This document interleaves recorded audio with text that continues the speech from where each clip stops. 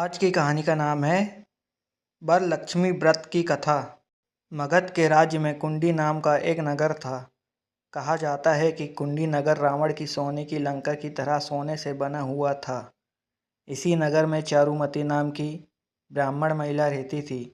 वह हर रोज माँ लक्ष्मी की पूजा करती थी और पूरे लगन से अपने पति व सास ससुर की सेवा भी करती थी।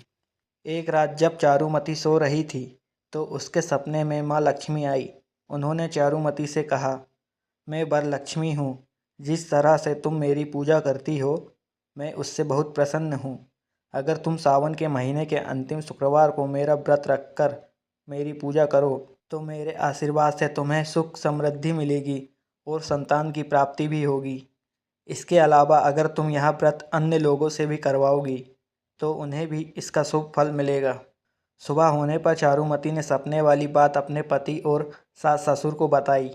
उन लोगों ने सलाह देते हुए कहा कि सपने की बातें सच होती हैं, इसलिए उसे सपने के अनुसार सावन माह के आखिरी शुक्रवार को माँ वरलक्ष्मी का व्रत करना चाहिए। साथ ही उन्होंने नगर की अन्य महिलाओं से भी यह व्रत कराने की सलाह दी। इसके बाद सावन का महीना आने पर आखिरी शुक्रवार को चारुमती के साथ नगर की अन्य महिलाओं ने भी माँ वरलक्ष्मी का व्रत रखा और उनका पूजन पाठ किया।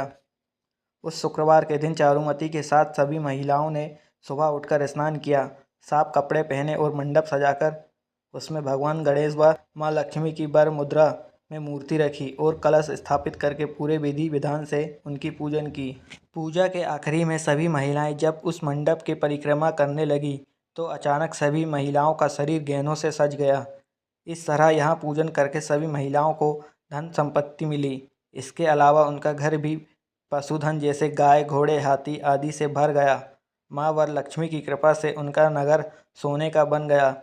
तभी से नगर के सभी लोग चारुमती की प्रशंसा करते और माँ श्री वरलक्ष्मी की हर सावन माह के आखिरी शुक्रवार को पूजन करते। कहानी से सीख, पूरे विधि विधान से की जाने वाली पूजा का परिणाम अच्छा ही मिलता है।